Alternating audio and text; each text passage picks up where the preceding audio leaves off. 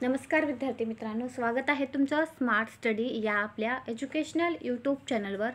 मित्रांनो, आपण TET या परीक्षेसाठी 2013 ते 21चे PYQ पाहण्यास सुरुवात केलेली आहे। या अगोदरच्या व्हिडिओमध्ये आपण मराठी या विषयाचे 2013ची PYQ पाहिलेले आहेत। आज आपण 2013चे बालमानसशास्त्र व अध्यापनशास्त्र यावर विचारलेले जे प्रश्न आहेत ते प्रश्न पाहणार आहोत। पहिला प्रश्न आहे की मानवी वर्तनाचे शास्त्र ते मानसशास्त्र अशी व्याख्या डॅश डॅश यांनी केलेली आहे। तर या प्रश्नाचं उत्तर असणार आहे ऑप्शन नंबर 1 वॅटसन यांनी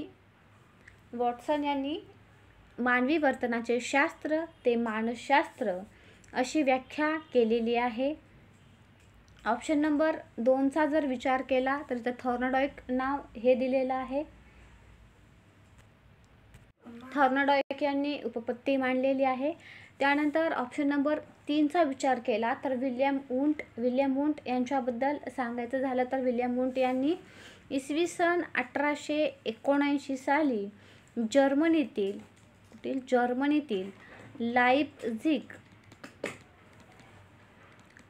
या विद्यापीठामध्ये पहिली मानसशास्त्रीय प्रयोगशाळा सुरू केलेली आहे। त्यानंतर मॅकडुगल यांच्याबद्दल सांगायचं झालं तर मॅकडुगल यांनी व्याख्या जी केलेली आहे ती व्याख्या म्हणजे मानसशास्त्र हे मानवी मनाचे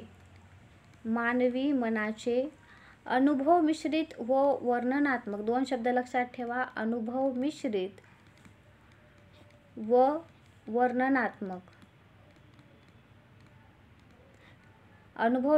व वर्णनात्मक शास्त्र म्हणजे मानसशास्त्र अशी व्याख्या कोणी केलेली आहे? मॅकडुगल यांनी केलेली आहे। यानंतर पुढील प्रश्न आहे, एखाद्या मोठ्या समूहाचे वर्तन काही प्रसंगात कसे घडेल याच्या अंदाजासाठी डॅश डॅश ही पद्धती अत्यंत उपयुक्त असते। मानसशास्त्र चा जर तुम्ही अभ्यास करायला गेला तर पहिल्याच पाठावरील हा प्रश्न आहे।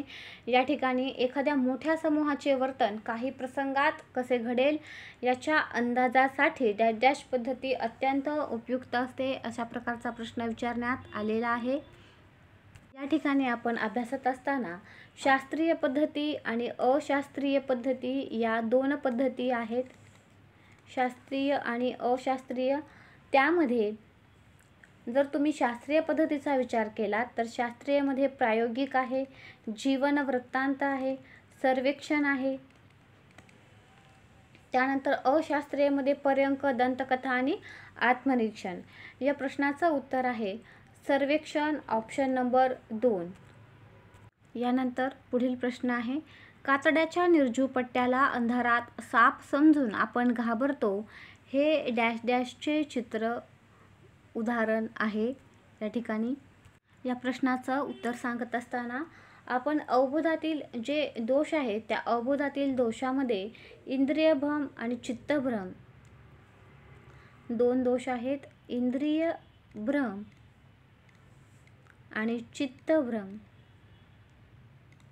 तर यापैकी कातड्याच्या निर्जीव पट्ट्याला अंधारात साप समजून आपण घाबरतो हे इंद्रियभ्रमाचे उदाहरण आहे। या ठिकाणी इंद्रियभ्रमामध्ये रस्त्यावर पडलेले जे दुधाच्या बाटलीचं बूस जे उन्हामध्ये चकाकते त्याला आपण रुपयाच्या नाण्यासारखे वाटते ते आपल्याला आणि आपण ते उचलतो, हे एक उदाहरण येतं। आणि नंतरचं उदाहरण आहे की पाणी असलेल्या काचेच्या भांड्यात ठेवलेली एखादी लाकडी पट्टी जी आहे या पाण्याच्या भांड्यात ठेवलेली ती वाकडी असल्यासारखी वाटते। जर चित्तभ्रमाचा विचार केला तर चित्तभ्रमामध्ये मृत झालेली व्यक्ती जिवंत आहे आणि ते आपणास हाका मारित आहे असे भास होतात, त्या चित्तभ्रमामध्ये वास्तविकता नसते। लक्षात ठेवा, हे अवबोधाचे दोष आहेत, इंद्रियभ्रम आणि चित्तभ्रम।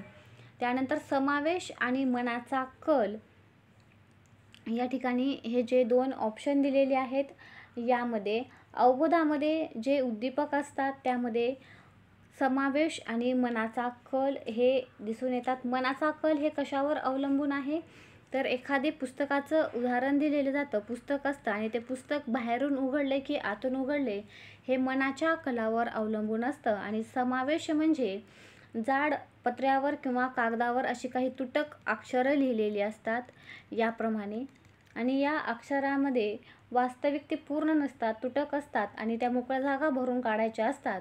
ते अक्षरे पूर्ण दिसण्यासाठी त्याचा समावेश आपण त्या ठिकाणी करतो. यानंतर पुढील प्रश्न आहे, सामाजिक निरीक्षणात्मक अध्ययन उपपत्ती डॅश डॅश यांनी मांडली.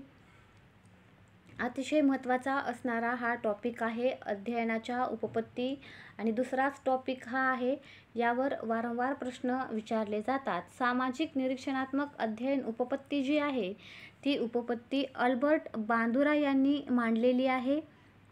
या ठिकाणी या उपपत्तीमध्ये लक्षात ठेवा की बांदुरा यांनी प्रतिकात्मकता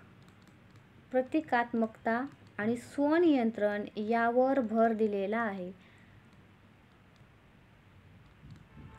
स्वनियंत्रण यावर भर दिलेला आहे. प्रतिकात्मकता आणि स्वनियंत्रण यावर भर दिलेला आहे. या ठिकाणी जेरोम ब्रुनर हे नाव आलेलं आहे. तर जेरोम ब्रुनर यांची अध्ययनविषयक ज्ञानात्मक उपपत्ती आहे. डेव्हिड आसुबेल यांची अध्ययन व अनुदेशन उपपत्ती आहे, आणि डॉक्टर ब्लूम यांची प्रभुत्व संपादन उपपत्ती आहे. ही नावे देखील तुम्हाला माहिती असायला हवीत. यानंतर साधक अभिसंधान पद्धतीचा उद्गाता कोण, असा हा प्रश्न विचारण्यात आलेला आहे. तर या ठिकाणी साधक अभिसंधानचा जर विचार केला तर या प्रश्नाचं उत्तर आहे B.F. स्किनर. हे साधक अभिसंधान पद्धतीचे एक उद्गाते आहेत. ते अमेरिकन मानसशास्त्रज्ञ आहेत. लक्षात ठेवा त्यांच्याबद्दल. ते अमेरिकन मानसशास्त्रज्ञ आहेत, आणि त्यांनी कशावर प्रयोग केला तर त्यांनी कबुतरावर प्रयोग केलेला आहे. यांनी कबुतरासाठी जी पेटी ठेवली होती त्याला नाव होतं स्किनर बॉक्स किंवा स्किनर पेटी. ती पेटी ही महत्त्वाचे मुद्दे लक्षात ठेवा. साधक अभिसंधानाबद्दल जर जास्तीत जास्त सांगायचं असेल तर विशिष्ट उद्दिष्ट प्राप्तीसाठी जेव्हा एखादी क्रिया जी असते ती क्रिया साधन म्हणून उपयोगी पडते तेव्हा ती विशिष्ट क्रिया साधनीभूत झाली असे म्हणतात. त्यालाच आपण साधक अभिसंधान असं म्हणतो. यानंतर कवी, लेखक, कलाकार, चित्रपट यातील कल्पना ज्या आहेत त्या डॅश डॅश प्रकारच्या असतात. या ठिकाणी कल्पनेबद्दल तुम्हाला माहिती असायला हवं की ज्या कल्पना आहेत त्या कल्पनाचे 2 प्रकार पडतात. 2 प्रकारामध्ये एक असतात पुनरुत्पादित कल्पना, आणि त्यानंतर असतात रचनात्मक कल्पना. यानंतर यामध्ये रचनात्मक कल्पनाचे परत 2 प्रकार पडतात. सर्जनात्मक एक प्रकार पडतो, आणि त्यानंतर पडतो अनुकरणात्मक. सर्जनात्मक आणि अनुकरणात्मक असे 2 प्रकार पडतात. या ठिकाणी विचारलेला आहे कवी, लेखक, कलाकार, चित्रपट यातील कल्पना डॅश डॅश प्रकारच्या असतात. तर त्या असतात सृजनात्मक कल्पना, ऑप्शन नंबर 2. अनुकरणात्मक कल्पना म्हणजे काय की रचनात्मक कल्पनेचा हा जो प्रकार आहे अनुकरणात्मक कल्पना, यामध्ये एखादी कथा किंवा कादंबरी वाचत असताना त्यातील प्रसंग आपल्या मनपटलावर उमटतात. त्यालाच आपण अनुकरणात्मक कल्पना असं म्हणतो. यानंतर पुढील प्रश्न आहे अध्ययनविषयक क्षेत्रीय उपपत्ती या मानसशास्त्रज्ञाने मांडली. तर या अगोदर पण मी तुम्हाला सांगितले की उपपत्तीवर जास्तीत जास्त प्रश्न विचारले जातात. तर या ठिकाणी या प्रश्नाचं उत्तर आहे कर्ट लेविन यांनी अध्ययनविषयक क्षेत्रीय उपपत्ती मांडलेली आहे. स्किनर यांची आत्ताच आपण पाहिली. साधक अभिसंधान अल्बर्ट बांदुरा यांची, कोहलर यांची उपपत्तीचा अभ्यास चांगल्या प्रकारे करा. आत्तापर्यंत आपण 2 ते 3 प्रश्न यावरती पाहिलेले आहेत. यानंतर अध्ययन संक्रमणाची सामान्यीकरण उपपत्ती कोणी मांडली. तर सामान्यीकरणाची जी उपपत्ती आहे ती जड यांनी मांडलेली आहे. नंतर पुढील प्रश्न आहे व्यक्ती व तिच्या भोवतालचे वातावरण यांच्यातील आंतरक्रियातून प्राप्त झालेल्या मर्मदृष्टीद्वारे समस्या सोडविल्या जातात असे डॅश डॅश यांचे मत आहे. हा देखील उपपत्तीवरच असणारा प्रश्न आहे. तर असे कोहलर यांचे मत आहे, कारण कोहलर, कोपका व बर्दायमर यांनी मर्मदृष्टीचा सिद्धांत मांडलेला आहे, मर्मदृष्टीवर उपपत्ती मांडलेली आहे. त्यातच त्यांनी असं सांगितलेलं आहे की व्यक्ती व तिच्या भोवतालचे वातावरण यांच्यातून आंतरक्रिया प्राप्त झालेल्या मर्मदृष्टीद्वारे समस्या सोडवल्या जातात. कोणतीही गोष्ट जाणून घेण्यासाठी मनाने केलेली धडपड म्हणजे काय? तर या ठिकाणी कोणतीही गोष्ट जाणून घेण्यासाठी मनाने केलेली जी धडपड आहे तिला आपण अवधान असं म्हणतो. ऑप्शन नंबर 3 या प्रश्नाचं उत्तर असणार आहे. या ठिकाणी विस्मरण, स्मरण आणि कल्पना दिलेली आहे. या देखील मूलभूत प्रक्रियाच आहेत. स्मरण म्हणजे काय? आठवणीत ठेवणे. विस्मरण, विस्मरणाचे दोष, फायदे हे देखील या ठिकाणी या प्रकरणामध्ये दिलेले आहेत. कल्पना याबद्दल माहिती सांगितलेली आहे. 2 प्रकारच्या कल्पना आत्ताच आपण पाहिल्या, पुनरुत्पादित, रचनात्मक, त्यामध्ये अनुकरणात्मक आणि सौंदर्यनिष्ठ असे प्रकार या कल्पनेचे आहेत. त्यानंतर प्रतिक्रियामधील जोश किंवा आवेश वाढवणारी स्थिती म्हणजे प्रेरणा असे डॅश डॅश यांनी म्हटलेले आहे. आता व्याख्यावरती जशास तसे प्रश्न विचारण्यात आलेले आहेत, त्यामुळे व्याख्या पाठ असणं अतिशय गरजेचं आहे. ही जी व्याख्या आहे ती व्याख्या केलेली आहे जुश्री यांनी. तर लिंडस्ले यांची व्याख्या देखील पुस्तकामध्ये दिलेली आहे, ती माहिती असायला हवी की साध्य गाठण्यास प्रवृत्त करणाऱ्या, लक्षात ठेवा, साध्य गाठण्यामध्ये प्रवृत्त करणाऱ्या, विशिष्ट दिशेने वाटचाल कराव्यास लावणाऱ्या आणि वर्तनासाठी उत्साह टिकवून धरणाऱ्या शक्तींचे मिश्रण म्हणजे प्रेरणा, अशी व्याख्या लिंडस्ले यांनी केलेली आहे. आणि जर तुम्हाला प्रेरणेचे प्रकार विचारले तर प्रेरणेचे प्रकार जे आहेत ते 3 प्रकार आहेत प्रेरणेचे. त्यामध्ये शारीरिक प्रेरणा, व्यक्तिगत प्रेरणा आणि सामाजिक प्रेरणा आहेत. सामाजिक प्रेरणेचे परत 2 प्रकार पडतात, सहवासविषयक आणि प्रतिष्ठाविषयक. यानंतर पुढील प्रश्न आहे, सायकलवर तोल सांभाळता आला की स्कूटर किंवा मोटारसायकल शिकण्यास त्याचा उपयोग होतो. हे डॅश डॅश या संक्रमणाचे उदाहरण आहे. तर हे धन संक्रमणाचे उदाहरण आहे. धन संक्रमण, ऋण संक्रमण आणि शून्य संक्रमण हे संक्रमणाचे प्रकार आहेत. या ठिकाणी एका शिकलेल्या गोष्टीचा दुसऱ्या ठिकाणी फायदा होत असेल तर तिथे धन संक्रमण होते. त्याविरुद्ध उलट स्थिती होत असेल, जसे की मराठी व्याकरण आहे, तर मराठी व्याकरणाचा फायदा इंग्लिश व्याकरणामध्ये होत असेल तर त्याला धनसंक्रमण म्हणायचं, आणि होत नसेल तर त्या ठिकाणी ऋणसंक्रमण असं म्हणायचं. विरोधाभास होत असेल तर ऋणसंक्रमण, आणि कोणताही फायदा होत नसेल तर त्या ठिकाणी शून्य संक्रमण असतं. ऋणसंक्रमणाचं जर उदाहरण पाहायचं झालं तर मराठीमध्ये जर आपण लिंगभेदाच्या अभ्यासानंतर हिंदीमधील जर तुम्हाला लिंगभेद ओळखायला सांगितले तर तिथं तुम्हाला ओळखता येणार नाही, कारण मराठीमध्ये भाषेमध्ये आपण पुस्तक, ते पुस्तक असं म्हणतो, नपुसकलिंगी. तर हिंदीमध्ये त्याला किताब म्हटलं जातं आणि ते येणार आहे स्त्रीलिंगी, म्हणजेच या ठिकाणी अडथळा होतो. आणि शून्य संक्रमण म्हणजे काय? तर इतिहास हा विषय आहे आणि गणित हा विषय आहे, हे 2 विषय आहेत.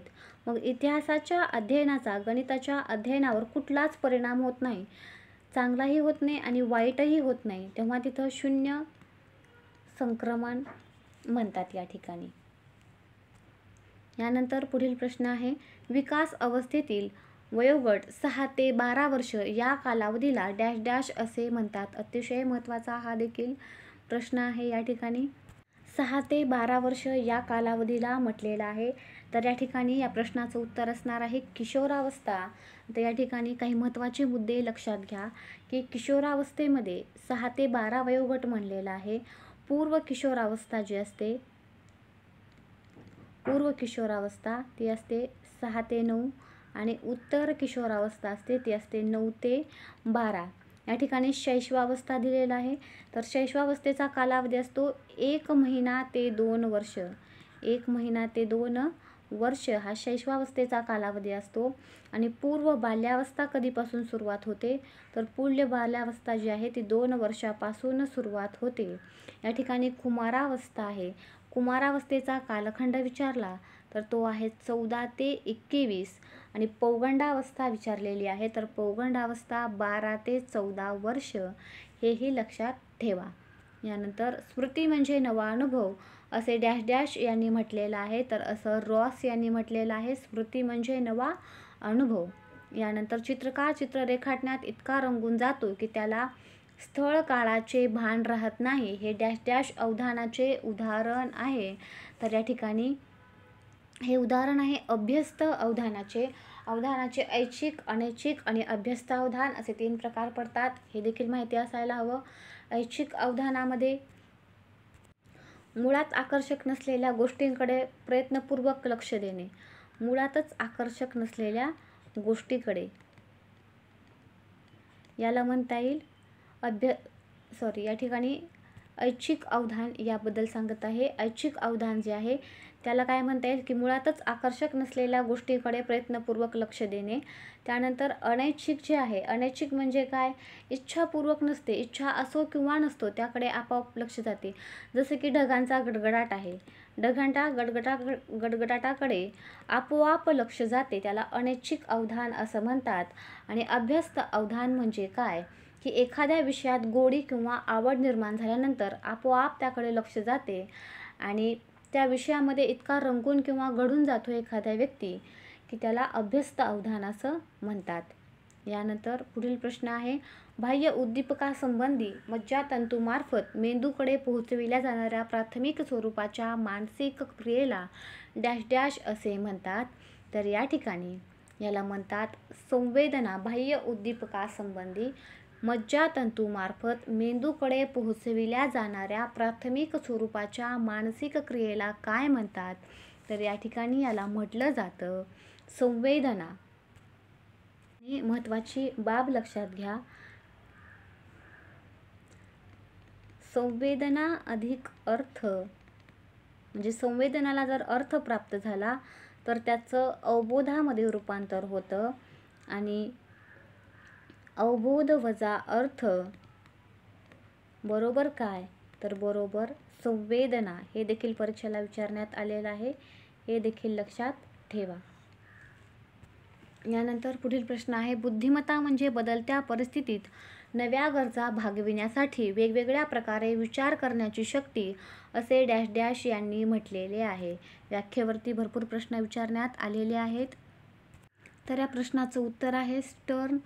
ऑप्शन नंबर 2 मध्ये मॅकडुगल नाव दिसत आहे. तर मॅकडुगल यांनी जी व्याख्या केलेली आहे तर ती व्याख्या आहे पूर्वानुभवाच्या आधारे नैसर्गिक कल सुधारण्याची क्षमता. नैसर्गिक कल सुधारण्याची क्षमता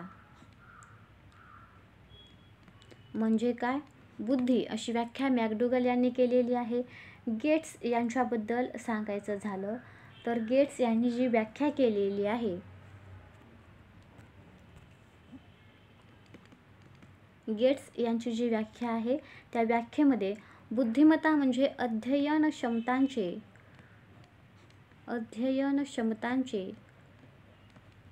संयुक्त संघटन म्हणजे बुद्धिमत्ता, अशी व्याख्या गेट्स यांनी केलेली आहे. तर विल्यम जेम्स यांच्याबद्दल जर पाहायचं झालं तर विल्यम जेम्स यांनी जी व्याख्या केलेली आहे त्या व्याख्येमध्ये सांगितलेलं आहे की नव्या परिस्थितीची यशस्वीरित्या समायोजन करण्याची क्षमता. नव्या परिस्थितीशी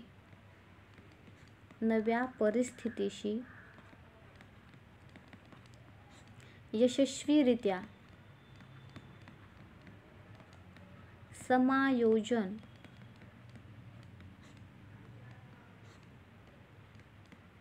करण्याची क्षमता, याला बुद्धिमत्ता असं विल्यम जेम्स यांनी म्हटलेलं आहे. यानंतर पुढील प्रश्न आहे आकलन, शोध, दिशा व टीका हे बुद्धीचे 4 पैलू आहेत असे डॅश डॅश यांनी मांडले आहे. तर या ठिकाणी या प्रश्नाचं उत्तर आहे अल्फ्रेड बिने, ऑप्शन नंबर 4. यानंतर शैक्षणिक बुद्धिमत्तेला भावनिक बुद्धिमत्तेचे सहाय्य असले पाहिजे असा विचार डॅश डॅश यांनी मांडला. तर असा विचार मांडलेला आहे डॅनियल गोलमन यांनी. त्यानंतर साध्य गाठण्यास प्रवृत्त करणाऱ्या, विशिष्ट दिशेने वाटचाल कराव्यास लावणाऱ्या आणि वर्तनासाठी उत्साह टिकवून धरणाऱ्या शक्तींचे मिश्रण म्हणजे डॅश डॅश होय. तर हे व्याख्या तुम्हाला मी या अगोदर सांगितलेली आहे. ही व्याख्या कुणी केलेली आहे? लिंडसले यांनी केलेली आहे. याला काय म्हणतात? प्रेरणा असे म्हणतात. यानंतर अध्यापन हे अध्ययनांगी होण्यासाठी काय आवश्यक आहे? अशा प्रकारचा हा प्रश्न आहे. तर अध्यापन हे अध्ययनांगी होण्यासाठी आवश्यक आहे प्रवर्तन. ऑप्शन नंबर 1 या प्रश्नाचं उत्तर असणार आहे. यानंतर इसवी सन 1921 साली दक्षिणामूर्ती येथे बालमंदिर नावाची शिशुशाळा डॅश डॅश यांनी सुरू केली. तर ती सुरू केलेली आहे गिजूबाई बधेका यांनी. यानंतर अध्यापन प्रतिमानाचे जनक डॅश डॅश हे आहेत. तर अध्यापन प्रतिमानाचे जनक आहेत मार्शा विल व ब्रूस जॉईस. यानंतर संजीवांची लक्षणे हा पाठ शिकविताना शिक्षकांनी सुरुवातीला विद्यार्थ्यांकडून सभोवताली असणाऱ्या सजीवांची माहिती काढून घेतली. येथे शिक्षकांनी अध्यापनाचे कोणते सूत्र वापरले? असा प्रश्न विचारण्यात आलेला आहे. माहिती काढून घेतली म्हणजे जे ज्ञात आहे त्याकडून अज्ञाताकडे जायचं आहे. ज्ञाताकडून अज्ञाताकडे हे सूत्र या ठिकाणी शिक्षकांनी येथे वापरलेलं आहे. यानंतर पुढील प्रश्न, यशस्वी अध्यापन म्हणजे काय? यशस्वी अध्यापन म्हणजे काय? तर 100% निकाल म्हणजे का? तर अजिबात येणार नाही या ठिकाणी. त्यानंतर सर्व विद्यार्थ्यांनी प्रावीण्यासह उत्तीर्ण होणे, ते देखील नाही. परिणामकारक अध्ययन म्हणजेच काय? यशस्वी अध्यापन. यानंतर क्रियात्मक क्षेत्रातील विकासांच्या टप्प्यांचा योग्य क्रम कोणता? या ठिकाणी क्रियात्मक क्षेत्रातील विचारलेला आहे. तर त्याचा योग्य क्रम येणार आहे अनुकरण, क्रियाकौशल्य, अचूकता, संधिकरण आणि स्वाभाविकीकरण. हा मूल्यमापन या विषयातील हा प्रश्न आहे. मूल्यमापनावर देखील 2 ते 3 प्रश्न विचारले जातात. क्रियात्मक क्षेत्र, भावात्मक क्षेत्र, बोधात्मक क्षेत्र. तर या ठिकाणी क्रियात्मक क्षेत्राबद्दल विचारण्यात आलेला आहे. हा क्रम लक्षात ठेवा. यानंतर पुढील प्रश्न आहे, खाली काही वर्तन बदल दिले आहेत त्यापैकी बोधात्मक वर्तन बदल कोणता आहे तो ओळखा. शारदा सुंदर भरतकाम करते. राजूचे त्याच्या कुत्र्यावर प्रेम आहे. विनीत परिच्छेद वाचून त्यावरील प्रश्नांची उत्तरे सोडवितो आणि सुनीताला शंख शिंपले जमविण्याचा छंद आहे. तर या ठिकाणी या प्रश्नाचं उत्तर असणार आहे ऑप्शन नंबर 3 विनीत परिच्छेद वाचून त्यावरील प्रश्नांची उत्तरे सोडवितो. हे या प्रश्नाचं उत्तर असणार आहे. या ठिकाणी आपण जे बोधात्मक क्षेत्र आहे त्याचा क्रम पाहूया, कारण ते विचारलं जाऊ शकतं. या ठिकाणी विचारण्यात आलेलं आहे तसं. तर बोधात्मक क्षेत्राचा जो क्रम आहे तो लक्षात ठेवा. सुरुवातीला ज्ञान येणार आहे, त्यानंतर आकलन, ज्ञान झाल्यानंतर आकलन, त्यानंतर त्यावर उपयोजन, त्यानंतर असणार आहे विश्लेषण आणि त्यानंतर असणार आहे संयोजन.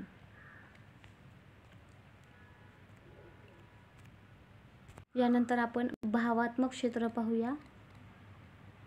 भावात्मक क्षेत्र याचा देखील क्रम विचारला जाऊ शकतो ज्याप्रमाणे क्रियात्मकचा विचारलेला आहे. तर या ठिकाणी भावात्मक क्षेत्राचा जो क्रम आहे त्यासाठी अगोदर येणार आहे अवधान, त्यानंतर येणार आहे प्रतिसाद, त्यानंतर मूल्य निर्णय,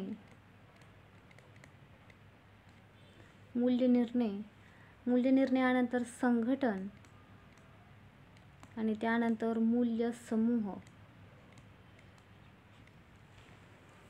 यावर सेपरेट व्हिडिओ देखील मी बनवणार आहे. त्याच्यामध्ये सविस्तर तुम्हाला उदाहरणं देखील याची माहिती सांगण्यात येईल. यानंतर खालीलपैकी कोणते मुले विशेष शिक्षणाची गरज असणारे नाहीत असं म्हटलेलं आहे. या ठिकाणी प्रश्न काळजीपूर्वक वाचा. बौद्धिकदृष्ट्या मागासलेली मुले विशेष शिक्षणाची गरजा असणार आहेत, इथं नाही म्हटलेलं आहे. उच्च दर्जाची बुद्धिमत्ता असलेली, इथं नाही म्हटलेलं आहे.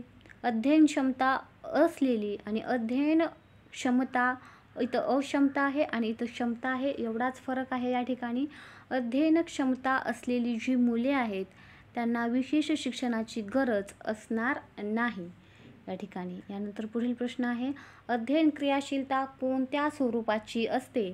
तर अध्ययन क्रियाशीलता जी आहे ती शारीरिक व मानसिक स्वरूपाची असते. अध्यापनशास्त्र म्हणजे शेवटचा प्रश्न आहे. तर अध्यापनशास्त्र म्हणजे पद्धती व प्रतिमान, तत्त्वे व नियम, अध्यापन सूत्रे. तर वरीलपैकी सर्व हे या प्रश्नाचं उत्तर असणार आहे. तर आज आपण मानसशास्त्र या विषयाचे 30 प्रश्न पाहिलेले आहेत. भेटूया पुढच्या व्हिडिओमध्ये. व्हिडिओ आवडल्यास व्हिडिओला लाईक, मित्रांसोबत शेअर आणि चॅनलला सबस्क्राईब करायला विसरू नका.